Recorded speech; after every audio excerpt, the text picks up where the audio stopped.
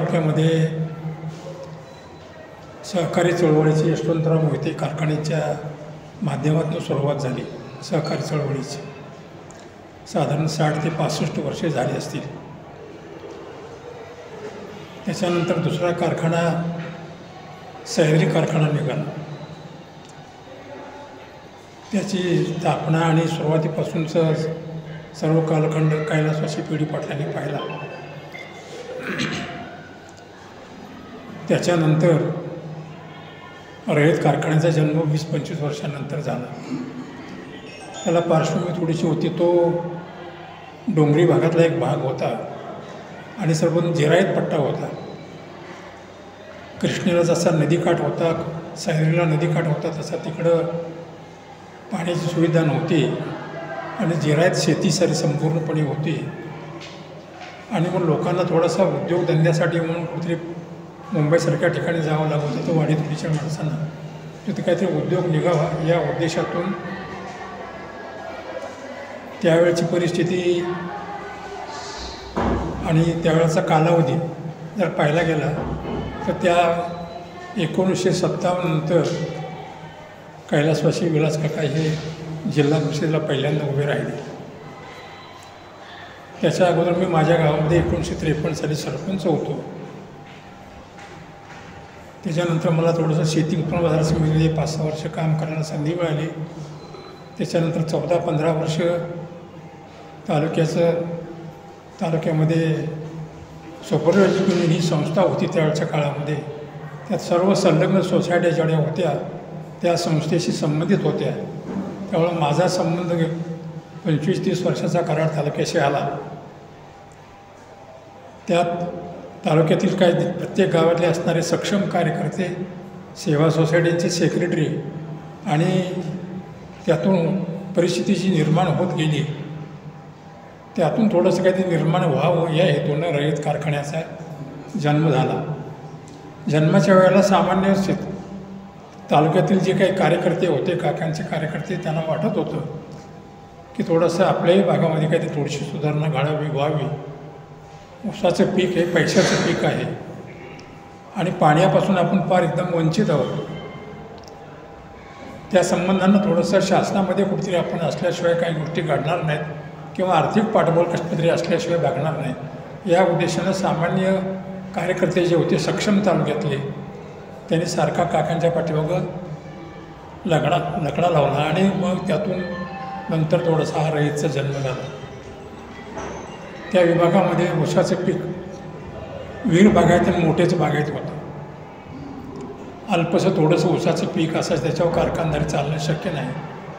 सुरुवातीच्या कालावधीमध्ये कोयना काठाचा ऊस दाखवावा लागला, तांबी वगैरे ह्या भागातला. आमच्याकडं ह्या भागामध्ये साधारण जिल्हा परिषदेच्या मतदारसंघ 6 मतदारसंघ आहेत.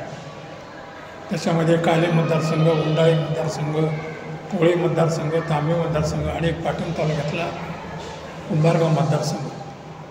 60-70 गावं कराड तालुक्यातली आणि 19-20 गावं पाटण तालुक्यातली असं हे कार्यक्षेत्र होतं रयतमध्ये.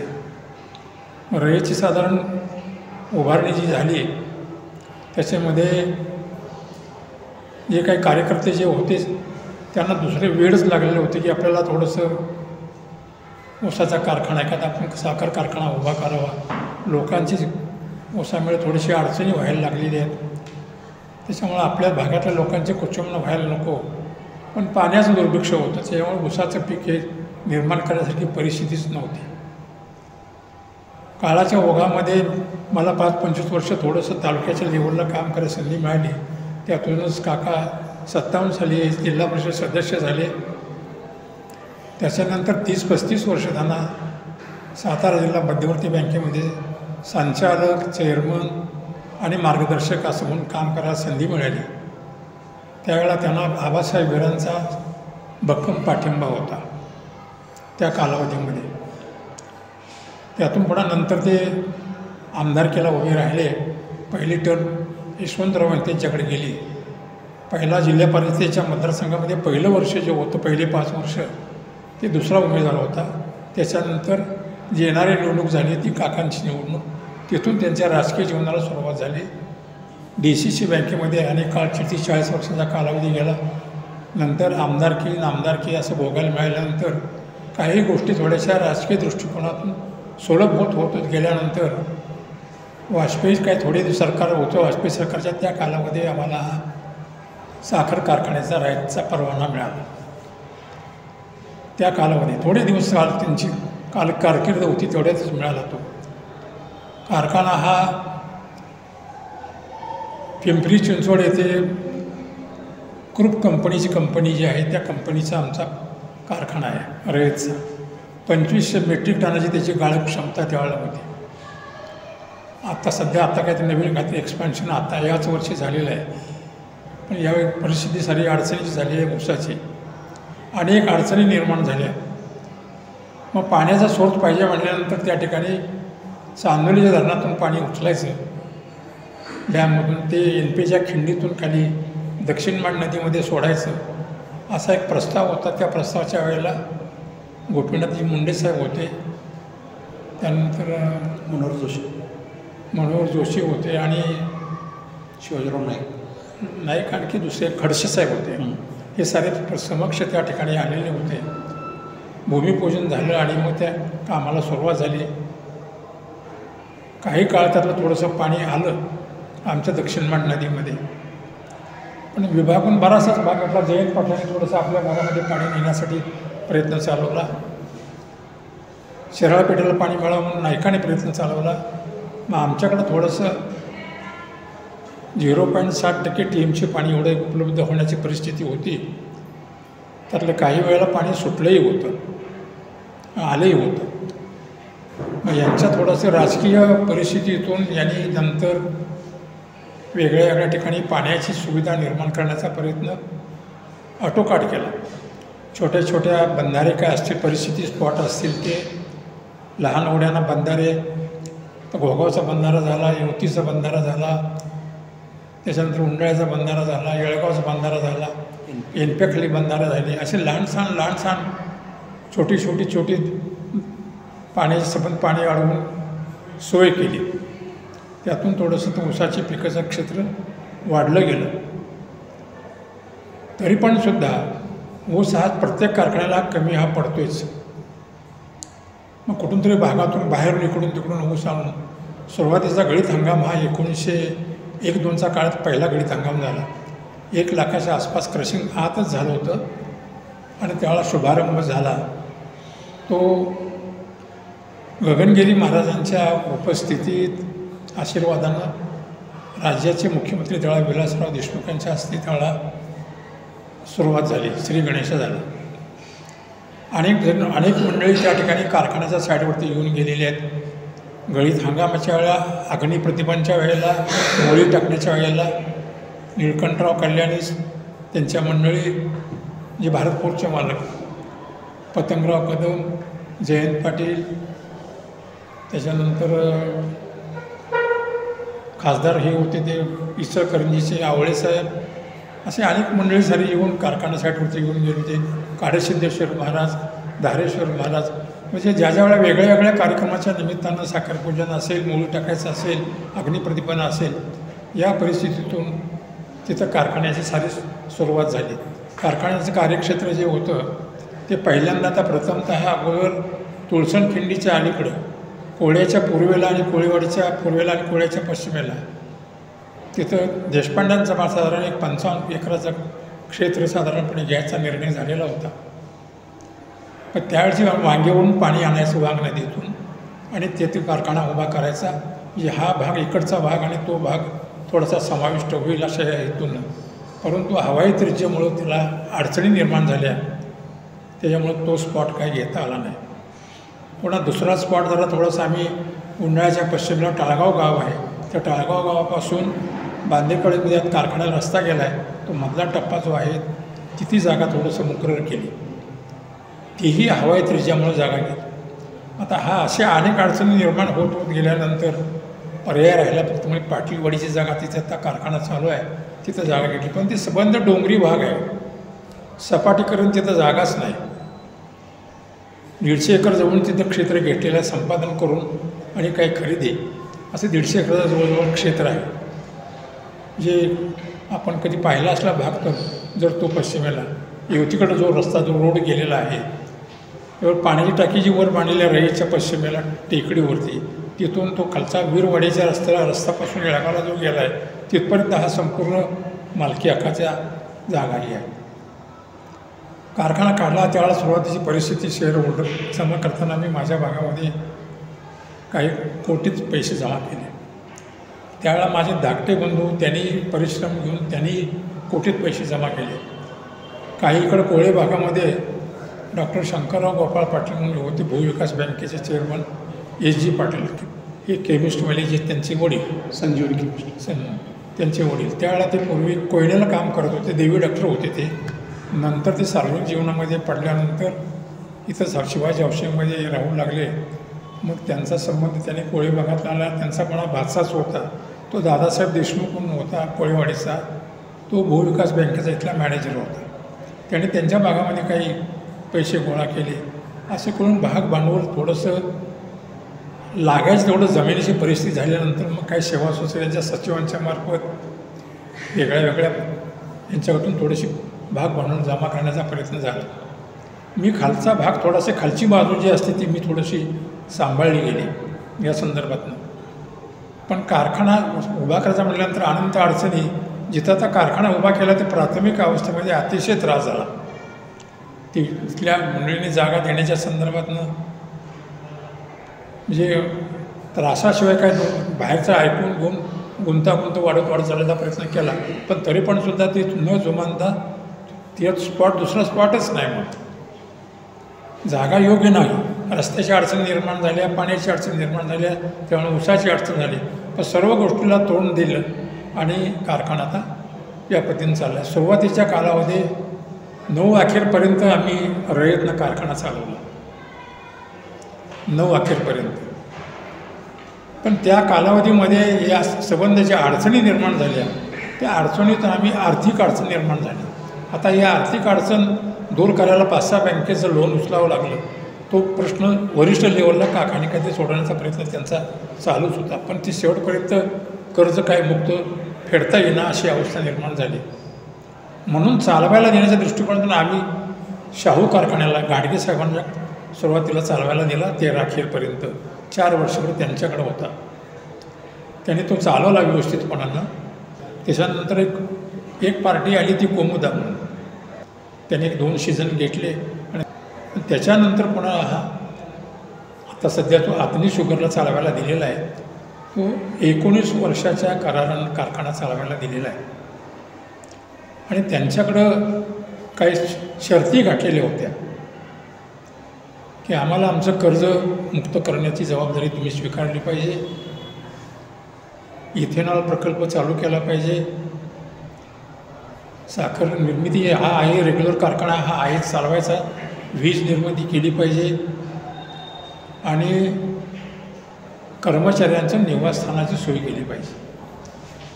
कृष्णेहून पाणी कारखान्यापर्यंत आणायची तरतूद तुम्ही करावी लागेल.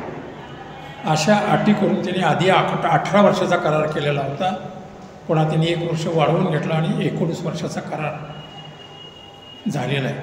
मी जवळपास 15-16 वर्षे मी त्या कारखान्याची उभारणीपासून मी तिथंच होतो. 13 महिन्यातच कारखाना उभा केलेला आहे. अशा अडचणीतनं मार्गातनं तो कारखाना सामाजिक परिस्थिती कारखानदारीमध्ये एकदा माणसं जी पडलेली आहेत महाराष्ट्रामध्ये त्या कारखान्याच्या ताकदीवरतीच माणसं राजकारणामध्ये पुढं एक पाऊल टाकत गेली. ती परिस्थिती अनुकूलित नव्हतीच मुळात अगोदर भौगोलिक परिस्थिती. पण त्या भौगोलिक परिस्थितीमध्ये अनुकूलित करण्याचा प्रयत्न वरिष्ठ पातळीवरती काकाने प्रकरणात केला आणि खालची परिस्थिती जी होती मीही सांभाळण्याचा प्रयत्न केला. जमिनीचं क्षेत्र साधारण 150 एकराच्या आसपास घेतलेलं आहे. खरेदी काही केलेली नाही, भूसंपादन मार्गाने समज झालेले. पण ती असे ओबडधोबड जमीन अशी आहे तिथं सपाटीकरणच नाही. परंतु आता त्याला नाही त्याला रस्ते नव्हते. रस्त्याची सुविधा करायला लागली, पाण्याची सुविधा करायला लागली, प्रत्येक गोष्ट अडचणीची. परंतु त्यातून खचलो नाही, मी मागं सरलो नाही, वाटचाल पुढंच चालू ठेवली आणि काळजीपूर्वक 15-16 वर्ष मला थोडीशी तिथं काम करायला संधी तिथं मिळाली. आता याच्यामध्ये काकांना तरी संधी कशी प्राप्त झाली. मी थोडंसं गावचा 53 साली सरपंच होतो. 5 वर्ष सरपंच मला 5 भोगायला मिळाले. त्याच्यानंतर मला शेती उत्पन्न बाजार समितीमध्ये एक पहिली टर्म 5-6 वर्षाची सापडली गेली. पण त्याच्यानंतर मला 15-16 वर्ष सुपरवायझिंग युनियन त्यावेळेला होत्या सहकारी चळवळीमध्ये तालुक्याच्या ठिकाणी. त्याच्यामुळं माझा परिचय सबंध कराड तालुक्यातल्या सेवा सोसायटी तालुक्यातले असणारे सक्षम सहकारातले कार्यकर्ते आणि सचिव यांची संबंध परिचय दृढ परिचय झाला आणि त्यातून थोडंसं काही लोकांपर्यंत पोचण्याचा भाग माझाही तिथपर्यंत पोचला गेला. पुन्हा नंतर आपलं शिक्षण इतकं काय बाहेर ह्याच्यापेक्षा अधिक पुढे जर जायचं म्हटलं तर तिथपर्यंत आपण पोचू शकणार नाही. म्हणून मी विधायक कामातून थोडीशी माझ्या असणारी जबाबदारी मी धाकट्या बंधूंच्याकडे ती सोपवली आणि त्यांना पुन्हा नंतर जिल्हा परिषदेच्या माध्यमातून पहिलं इलेक्शन त्यांचं झालं. त्याच्यानंतर पुन्हा जिल्हा मध्यवर्ती बँक, त्याच्यानंतर पुन्हा आमदार झाले, आमदारातून नामदार झाले. त्यातून बऱ्याचशाच गोष्टी पुन्हा नंतर बऱ्याचशाच गोष्टी सुलभ होत गेल्या. असा हा थोडासा एकंदर त्यातला वृत्तांत म्हणजे जमीन बाब कोणी चालवायला घेतलेले कारखाने, कोणाकोणाचा अनुभव कशामध्ये आला. DCC बँकेवर त्यावेळेला मॅनेजर होते, त्यावेळेला धरू होते. धरूनी मेहनत खूप घेतलेली होती त्यावेळेला. म्हणजे त्यांचं नाव नमूद करावंच लागेल त्यावेळेला, कारण त्यांनी काकांना DCC बँकेमध्ये त्यावेळेला सहकार्य होतं अभयशिराजांचं. त्याच्यामुळं आणि आबासाहेब विरांच्या पुढे फारसं कोण बोलतच नव्हते. जिल्ह्याचं काय असेल ते आबासाहेब वीर ठरवत होते आणि त्यांचा हा दृढ संबंध आल्यामुळं त्यांनाही थोडीशी संधी प्राप्त झाली, त्यांना कार्यकर्ता चांगले मिळाले. अशा ह्या दृष्टिकोनातून ह्या रयत कारभाराचा जन्म आणि प्रवास अशा पद्धतीचा झालेला आहे. मी तुमच्यापुढं पहिल्यांदाच ही चर्चा करतो आहे. पहिल्यांदाच माझा आता वय 93 वर्ष चालू आहे. म्हणजे आता मी ह्या मधल्या शेवटच्या काळामध्ये काही सभासदांनी शेअर कॅपिटल भरावं आणि आपले शेअर्स पुढे करावेत असं एक पत्रक काढलं किंवा त्यांनी कारखानदाराचं संचालक मंडळानं सर्वांना पाठवलं. तर काही लोकांना मिळालं असेल, काही लोकांना मिळालं नसेल, पण मी सर्व लोकांना आव्हान करण्यासाठी तुमच्या पुढे उभं राहिलो आहे की शेअर कॅपिटल हे गोळा केल्याशिवाय स्वभांडवल होणार नाही, असंही परिस्थिती आहे. त्याच्यामुळं आता सध्याच्या कमिटीच्या मंडळीनं त्यांना काय वाटत असेल ते मला काय सांगता येणार नाही, परंतु हे शेअरची कॅपिटलची मंडळी जी आहे हे लोकांनी भरावं. आता काही लोकांनी ते परिपत्रक त्यांनी पाठवलं, काही लोकांना मिळालंच नाही, काही लोकांना मिळालं. त्यातला उद्देश कसा आहे हे समजायला मार्ग नाही. पण तरी पण सुद्धा सार्वजनिक जीवनामध्ये काम करणारी जी मंडळी जी आहेत त्यांनी सढळ विचार करणं, सोपीक विचार करणं अत्यंत गरजेची बाब आहे. लोक हवे असतील, समाजामध्ये काम करायचं असेल तर लोकांच्या दृष्टिकोनातून लोकांपर्यंत जाणं, लोकांपर्यंत पोचणं ही त्यातला महत्त्वाचा भाग आहे. त्या दृष्टिकोनातून थोडंसं काम होणं गरजेचं आहे.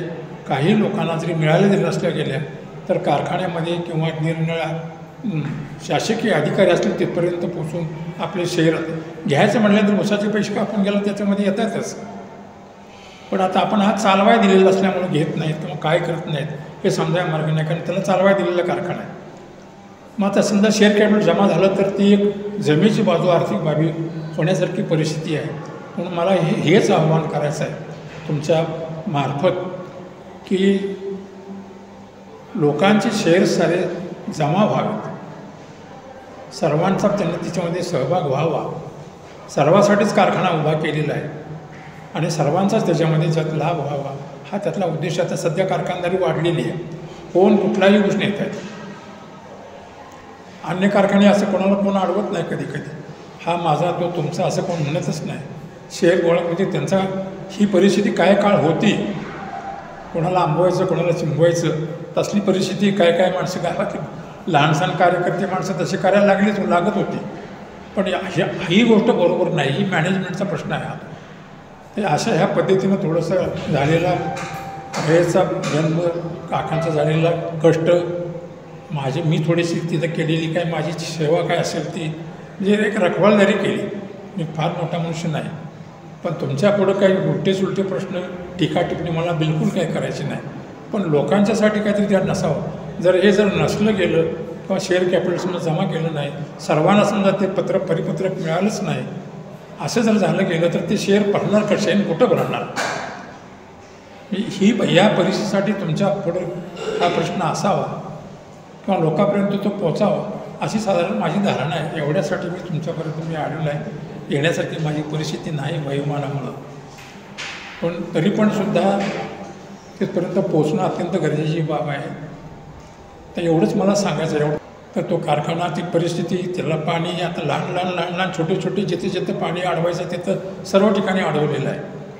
पण दुष्काळाच्या परिस्थितीत काहीच करता येत नाही ना. आता येवती डॅम आहे, पण येवती डॅम अर्धासुद्धा भरलेला नाही. पाऊस पर्जन्यमानच नाही. फक्त चांदोली धरण तेवढं भरलेलं आहे आणि धरणं कुठली भरलेलीच नाही. कॅचमेंट एरिया कुठे जास्त आहे तिथं तिथे भरलेली आहे. जिथं स्पॉट होता तिथं एकच कॉन्ट्रॅक्टर, एकच माणूस, एकच ओव्हरशेअर तेवढ्या विभागामध्ये अखंड त्याने तसाच ठेवलेला होता. सर्वशे आठवड्याचे ओव्हरशेअर ते होते. आता ते रिटायर झाले, पण त्यांच्या देखरेखीखाली संपूर्णपणे हे लहान छोटे मोठे बंधारे सारे झालेले आहेत या विभागामध्ये. आता थोडंसं पिण्याच्या पाण्याचे प्रश्न सुटले, काही ऊस बागायतीसाठी प्रश्न सुटले. आता आवर्षण हे सर्वच ठिकाणी आहे. नद्यासुद्धा आता आटलेल्या आहेत. लहान ओढे यापूर्वीच आटलेले आहेत. तर ह्या परिस्थितीतून थोडासा हा कारखान्याचा जन्म आणि प्रवास झालेला आहे. तर याच्यापेक्षा मला थोडंसं तुम्हाला काय अधिक काही सांगायचं नाही. पण ज्या काही बाबी थोड्याशा अडचणीच्या सभासदांच्या पुढं नसाव्यात, सभासदांना थोडंसं हक्काचं आपलं सभासद असावं आणि तिथपर्यंत थोडंसं कुठं अडचणी गुंतागुंत होऊ नये आणि योग्य प्रकारे आपली सार्वजनिक जीवनामध्ये जे काम करणारी जी माणसं जे आहेत त्यांनी आपली पावलं व्यवस्थितपणाने टाकण्याचा प्रयत्न केल्याशिवाय समाजामध्ये त्यांचीही उंची वाढणार नाही आणि लोकांचंही भलं होणार नाही. एवढंच मला आपल्यापुढं सांगायचं आहे. चालतं, ठीक आहे, आभारी आहे.